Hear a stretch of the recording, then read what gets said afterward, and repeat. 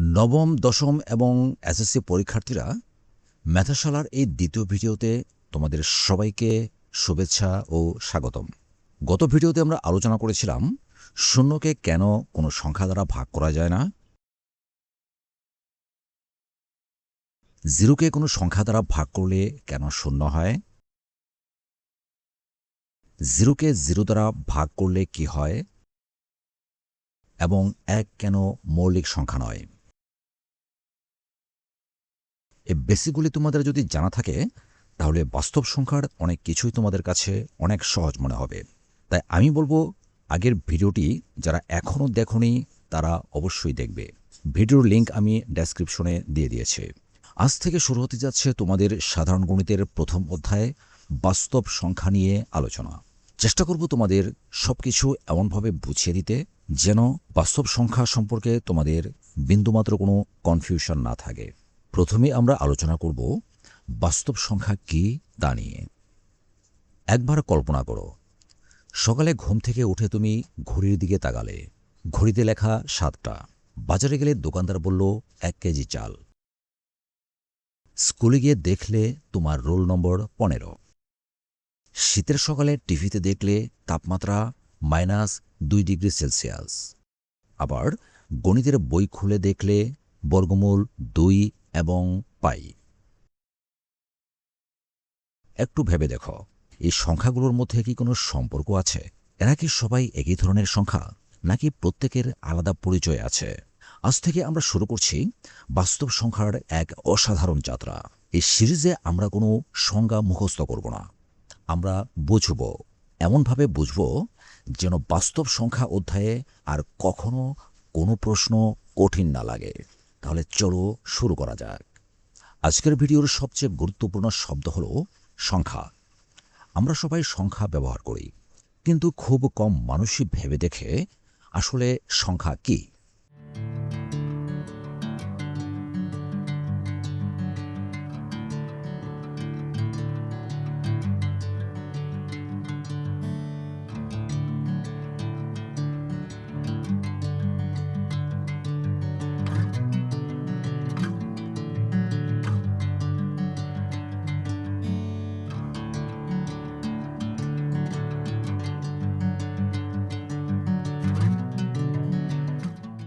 একবার এগুলো দেখো, 2টি আম 100 টাকা, 5 জন বন্ধু, অর্ধ কেজি চিনি, -5 ডিগ্রি তাপমাত্রা, বর্গমূল 2, পাই।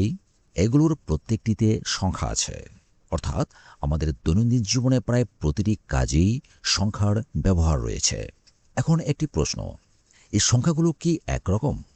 প্রথমে মনে হতে পারে হ্যাঁ, সবই তো সংখ্যা, কিন্তু একটু ভালোভাবে লক্ষ্য করলে দেখা যাবে তা নয়। যেমন এটি একটি সংখ্যা, এটিও একটি সংখ্যা, এটিও একটি সংখ্যা, এটিও একটি সংখ্যা, এটিও একটি সংখ্যা, এটিও একটি সংখ্যা, এটিও একটি সংখ্যা।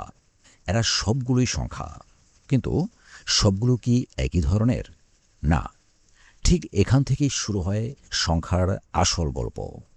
একটি পরিবারে দাদা আছেন, দাদি আছেন, বাবা আছেন, মা আছেন, বড় ভাই, ছোট ভাই, বোন, সবাই একই পরিবারের সদস্য, কিন্তু প্রত্যেকের পরিচয় আলাদা। সংখ্যার ক্ষেত্রেও ঠিক একই ঘটনা ঘটে। সব সংখ্যাই সংখ্যা, কিন্তু সবার কাজ এক নয়।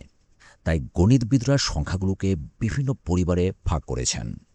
আজ আমরা শুধু জানব সংখ্যার অনেকগুলো পরিবার আছে। আজ কোনো পরিবারের বিস্তারিত জানব না, কারণ প্রতিটি পরিবার নিয়ে আমরা আলাদা ভিডিও বানাবো।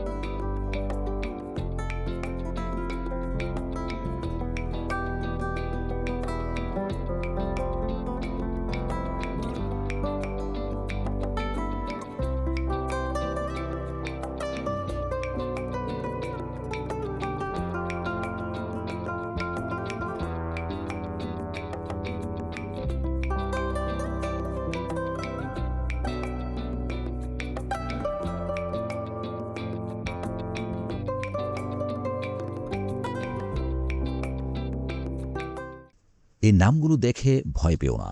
আজ এগুলোর অর্থ জানার দরকার নেই। শুধু মনে রেখো এগুলো সংখ্যার বিভিন্ন পরিবার।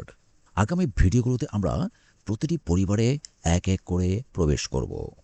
স্ক্রিনে থাকা ছবিটি হলো একটি সংখ্যা রেখা, যা ডানে এবং বাঁয়ে অসীম পর্যন্ত বিস্তৃত। এর মাঝখানে রয়েছে শূন্য, যাকে মূলবিন্দুও বলা হয়। শূন্যের ডান পাশে ধনাত্মক সংখ্যা থাকে, শূন্যের বাম পাশে ঋণাত্মক সংখ্যা থাকে। এই সংখ্যা রেখাই হবে আমাদের পুরো সিরিজের সবচেয়ে গুরুত্বপূর্ণ বন্ধু। প্রায় প্রতিটি ভিডিওতেই আমরা এটিকে ব্যবহার করব।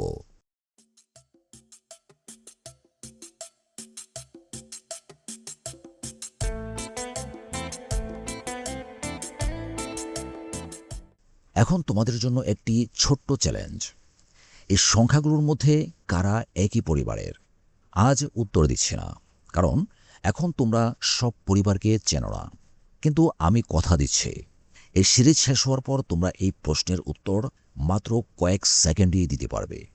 এবার তোমরা দেখে নাও পরবর্তী ভিডিওগুলোতে সিরিজ আকারে আমরা কি কি বিষয় শিখব।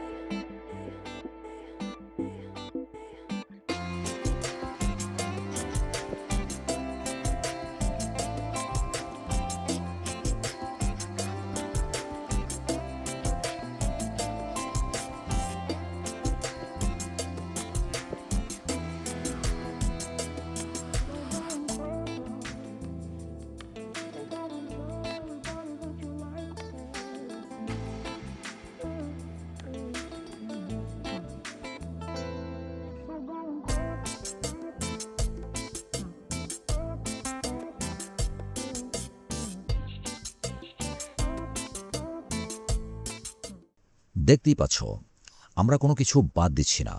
একদম শুরু থেকে শেষ পর্যন্ত পুরো অধ্যায় ধাপে ধাপে শিখব। তাই এই সিরিজের একটি ক্লাসও মিস করা যাবে না। তাহলে আজ আমরা শিখলাম সংখ্যা আমাদের জীবনের অংশ।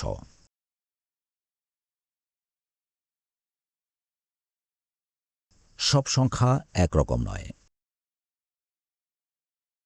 সংখ্যা রেখার বিভিন্ন পরিবার রয়েছে। সংখ্যা রেখার সাথে পরিচয় হলো।